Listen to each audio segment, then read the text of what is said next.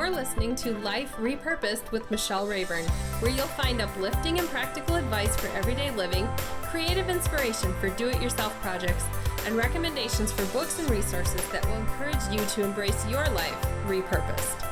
I'm your host, Michelle Rayburn. Welcome to episode number 21 of the Life Repurposed podcast and video. If you're following along on video today, you will see that for the first time, I'm interviewing somebody live instead of by technology using Zoom. And I have Kathy Carlton Willis here. She's one of my dearest friends, flown all the way from Texas, not just for the podcast, but for some writing things that we've been doing with a group of writers we're in this week. So I'm going to have Kathy talk about how her life has been repurposed, how God has used her to turn trash into treasure. So I'm going to have Kathy introduce herself, and then I'll ask her some questions. So welcome, Kathy Carlton Willis. Thank you, and it's great to be with you all, too.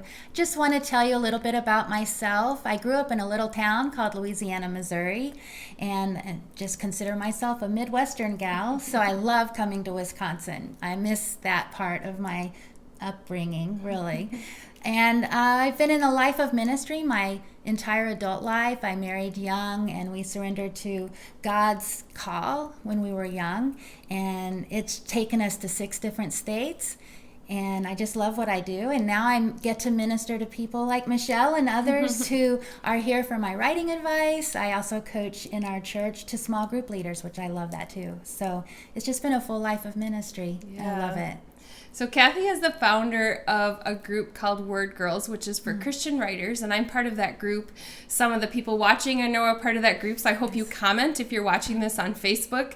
We'd love to have your comments just to say hello. Yes. But if you'd like to know more about Word Girls, I am going to link up in the show notes, which is just a blog post at michellerayburn.com/21, and that will have links to Kathy's website. I will mention Word Girls there, so if you're curious and you're thinking, I've always wanted to be a writer, I want you to go there and check that out too.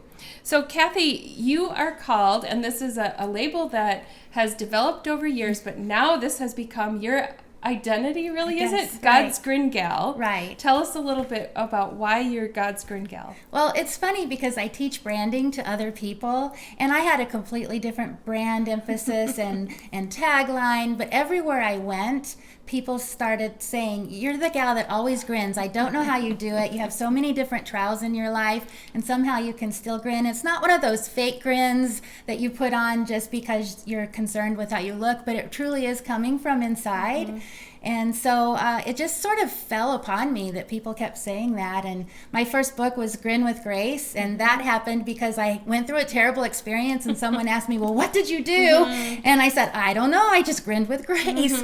And so it just sort of stuck, I guess. And I'm grateful that I get to have a joyful life because I know that other people really struggle. So I'm not trying to be that annoying girl next door that is always grinning when someone else is going through a tough spot. I have terrible times too, so it's not that I just have a great life all the time. It's just learning to grin through those times. I hope that some of you are joining by video, and if you never have and you're listening in the car, please go to YouTube or Facebook just so you can see Kathy grin, because I feel like the video part is the fun part.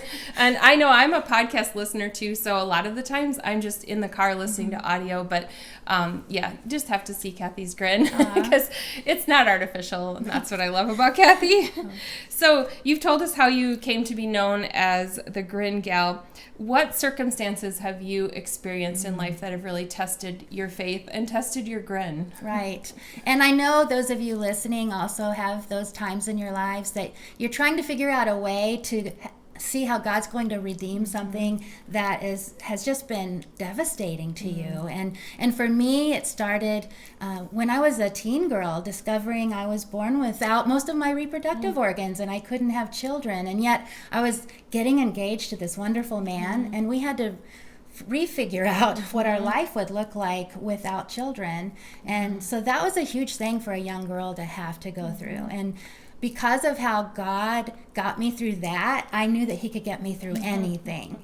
and use it for other people's good too, in His glory. And that's always been my purpose. We have moved around a lot, and to me that's a trial because I really want to feel rooted somewhere. Yes. And so that has been a bit of a struggle, even though I try to figure out a way to be content wherever we have lived. We've had some disappointing things happen in church, and I know some of you all have had that too. And it's a hard time because I love the church and I love that we get to be Christ's body, yet we're messed up people too. Right. You we're know, we're all broken. We all need grace. Yeah, and so those things have happened as well that have tested my grin to make sure if it's real. Yeah. So you've also had more than the average number of surgeries and hospitalizations. And can you think of a time when you were challenged by one of those where you felt like it was hard to keep the grin? Right. Well, I have had over 20 surgeries, and a lot of times I get whatever the worst case scenario is, or even something the doctor doesn't predict could happen. And so then I'm in the hospital a lot longer than they anticipate. And so the difficult thing for that is just when you endure something that they don't even tell you could happen, and you can't plan for it. And you all may not be dealing with a health struggle, but it may be something else in your life that you just can't plan ahead for it, and it happens anyway. And so what do you do when that happens? And I'm a goal-oriented gal, and so it throws away all my goals for that year, and it changes my direction. And the thing I learned was that didn't take God by surprise. And if He allowed it to happen, He can make something good out of it. And so that's been sort of my goal. I remember my last hospitalization, I was in for 2 weeks, and it was a situation where no one knew me yet. And so I had no visitors, and that was hard. But the staff at the hospital visited, and God allowed my room to be the place they could come and have a safe haven and be kind of encouraged before they went on their day. So even when you're in a bad situation, something really cool could happen from it. Yeah, that's great. But I know you're a planner because I know you personally, and I know you're not only a planner, but you're very organized and detailed in your plans. So for my listeners, if Kathy's putting together a seminar for writers, her details are all organized ahead of time. She times things out well. She's not a speaker that goes over on her allotted time. So for a planner, you said that life doesn't always go according to plan. Right. So how do you cope with that? What emotions do you process, or how do you cope when you are a planner and suddenly the plan is very different from what you expected? Right. Well, I've joked that I might need to write a book called The Plan B Girl, because it seems like nothing goes according to plan, but yet it always turns out well. It does. It's sort of like that book you start reading and you think it's going down a certain direction, and all of a sudden it changes and it has a completely different ending. Right. But it's a cool ending, right. You know? All of your endings have been cool. Yeah. And so I guess how do I cope with that or adjust is, well, number one, I've learned that I am replaceable. And so anything I have committed to do, even though I love to live up to my commitments, there's always another way to make it happen, or it doesn't need to happen. Or it can happen later. Sometimes it's a delay, not a no. And so I'm learning that more and more, and I'm having to make myself learn to live in the moment more. Yeah. And that's hard for planners. Yeah. It really is. Yeah, you haven't even been able to publish the books on the timing you expected or planned because a hospitalization may have come in the middle of your really disciplined and focused writing time. So making those changes, that's hard for me too. I have a really hard time shifting plan when I have one. So how is grinning and the kind of happiness and joy you talk about, how is that different from faking happiness? Right.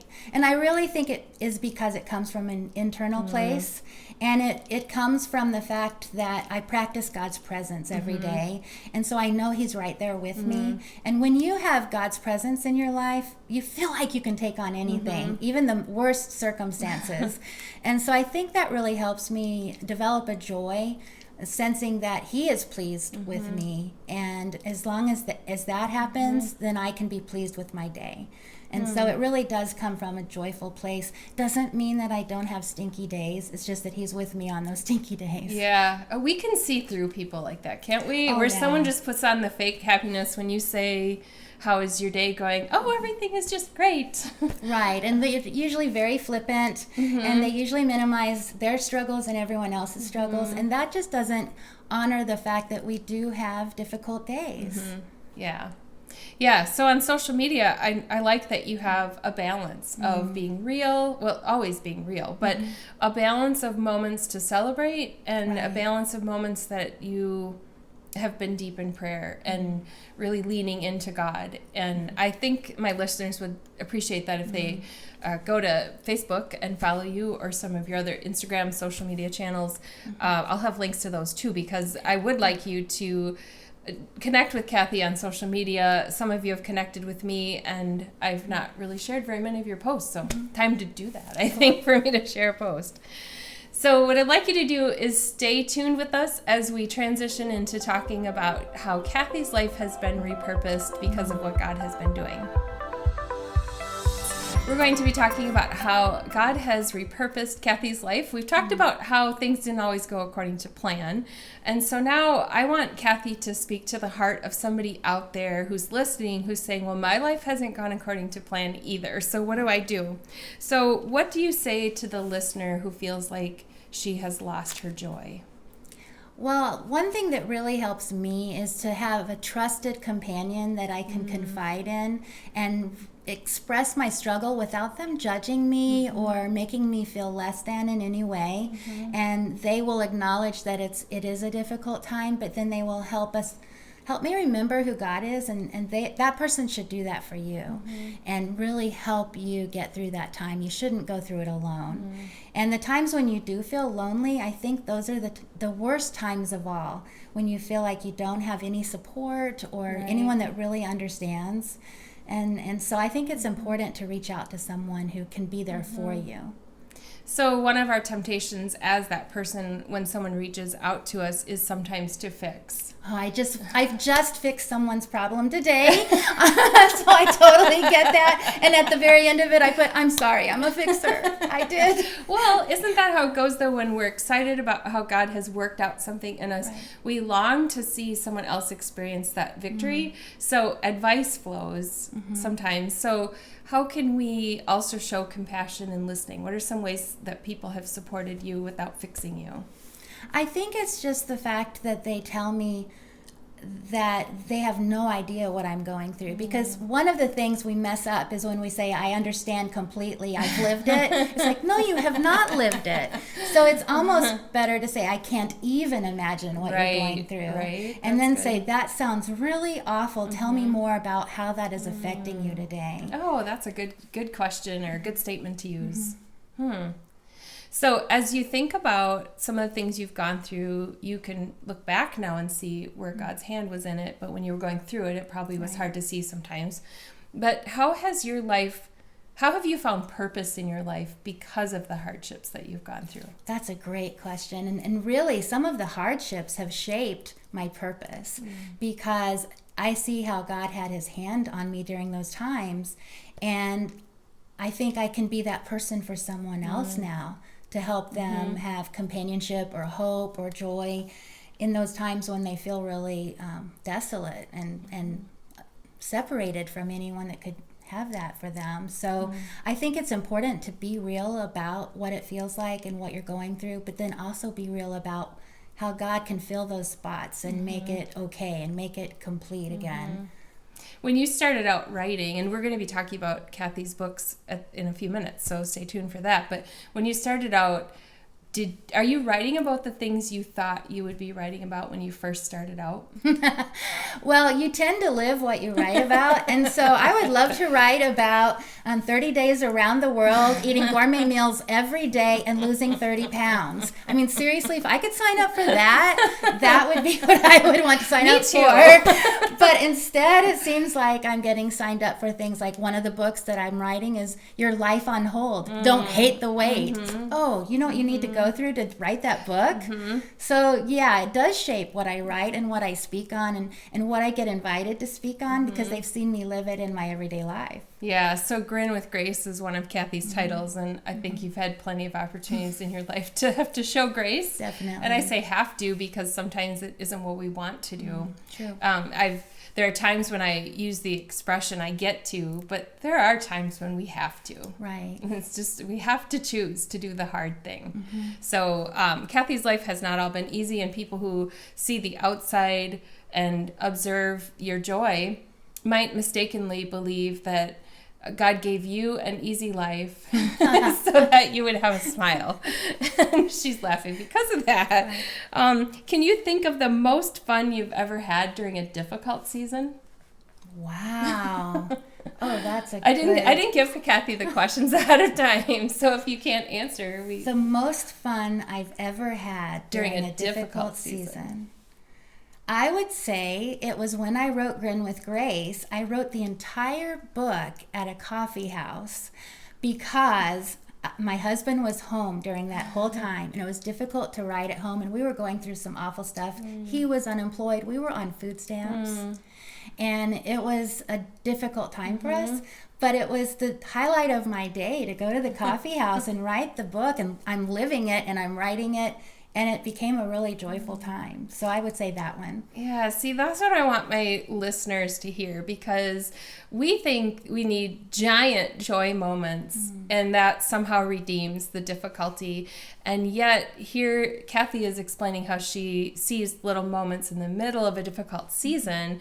And so there may be something that brings us joy in the everyday that helps us to get through that season. Right. And so the little grins are just as important as the big ones. I'm going to remember that, the little G grin. The little grins.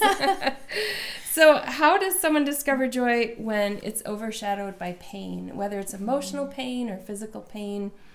How do they discover joy in the everyday moments then? The way that I do that, and I've had over 20 surgeries, I've had emotional pain too, so I can address both of those. For me, it's to try to get the focus off of myself. And whenever I have other people on my radar, I realize they're also going through difficult times. We just went through, where I live, Imelda, which was a tropical storm, and even though it was awful for me, it was more awful for someone else. And so sometimes getting my eyes off of myself really helps. When I start serving someone else, my pain diminishes. It catches up with me at night, because that's when I haven't been, quote, on, for the day. But it really helps me to just have God on my radar and other people on my radar, and to have his blessings on my radar too. Even walking in nature, seeing things, that uplifts me during a bad day. So it's really what you have, your perspective is what helps inform your joy. I have found too that as a speaker, there have been times I'm gone speaking somewhere and I wake up with a headache that morning, and if I was home, I would think this is a couch day. Yeah, right. But I'm contracted to speak, so I have found that when I get going, it disappears. It does. And I might even realize later I still have it, but there is something about serving where it does take my focus to a different place.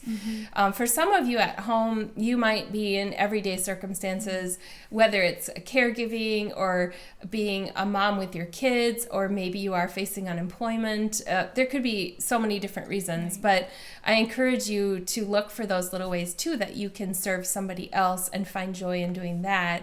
Not that we want you to give to the point where you exhaust yourself, because we both know that's not healthy either. But to just look for little ways that you can pull the focus off of yourself and onto somebody else. And I also want to say that I think it's important for us to know when to ask for help. Yes. So if we need the focus to be on us, it's not wrong for us to tell somebody, I can't do that thing you're asking me to do, or I need someone to bring me a meal, or I need someone to just sit with me, to know that it's okay. I think more of us play victim, or maybe, I don't know what would be a better word, not victim, but martyr maybe, where we just press on and don't pause. Right. Yeah. And I've learned I am a very finite being, very limited with what I can do, and I have to be more realistic about it. And so that's exactly right. I remember after one of my surgeries asking the church if I qualified for their meal ministry because I really needed it. I didn't have family nearby, didn't have that many friends outside of church, and it was really something I needed to do. So you're right. We need to acknowledge our limitations, ask for help when we need it. kind of hone down the schedule when we need to rest. I'm here at a retreat right now because I know I need to rest before I go back home. That's that's good. important. Yes, very much. This is my last question here, and then we're going to talk about your book, but what is your most recent opportunity to grin and grow? Only the ones that you can share publicly. Wow. We don't have enough time for that. I would say for me, the one that keeps coming up is when I'm misunderstood by someone. And I know you all out there have had that happen too, where you had your best intentions in mind and you put your heart on your sleeve and then someone misunderstood it. And it disappoints me because I thought that person knew me better, and it makes me reevaluate our relationship as a whole. And so those would be the biggest struggles, but how can I grin through it? It's knowing that either that person will or will not be a great relationship in the future, but either way, God is a great relationship, and so I keep going back to him that that's where I need to make sure I know I have that unconditional love and he does understand. And I hate it when someone misunderstands me. Yeah, me too. It just gets you right in the heart, so that is hard. Well, I appreciate Kathy sharing from her heart. I'd like you to stay tuned for a few more minutes as we talk about Kathy's books that she has out, and also upcoming projects. So stay with us.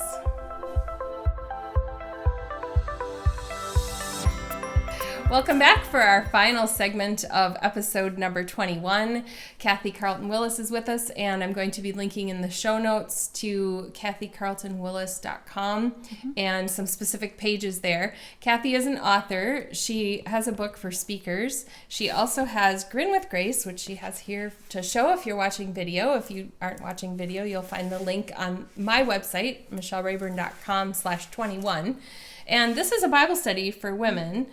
Kathy has more coming out. What one is coming up after Grin with Grace? The next one will be the Grin Gal's Guide to Joy. And that's going to be one of my cornerstone books, I think, because it's just so real in my life. All of my books that are Bible studies, I make sure I lead a Bible study through it first so that I know it works in group. Right. I think that's really important. And so I write like a Bible study leader would write a group. Yeah, so tell us a little bit more about Grin with Grace for people who are looking for materials for their small group. Right. So there's Grin with Grace in each section, and that is the stories and just the lighthearted things, because I also do like to bring a grin, or at least make your heart grin. You know, some of them aren't big face grins. They're just heartwarming. Sure. And then there's Grow with Grace, which is the Bible study part. And there's also Go with Grace and Give with Grace. And those are the activities that we do, and then the way we pass it on to other people, so that we're not just, some of the Bible studies make me think and they make me learn, but they don't challenge me to put it into practice. Yeah. So this book really takes it that step further. And then at the end of each chapter, it has a question. So you have to think, what if this happened to me? How would I respond with grace? Okay, and then there's help for leaders in there too? Right. So if you're looking to lead a small group, you'll find the leader's guide in there. Are the videos still available? Yes, I was able to record a DVD for that, and that will be available. It's on Amazon, on AMG, and on CBN. Okay. No, not CBN. Christian Books. Christian Book, yes. So we'll link to that on the podcast show notes, and that way people can find that link from you if they want to get the book. The other book that Kathy has is the Ultimate Speaker's Guide, which gives a lot of practical information for people who are looking to either start some kind of speaking. Well, it could be ministry, it could be public speaking, it could be pastors who are even prepping sermons and looking for something new.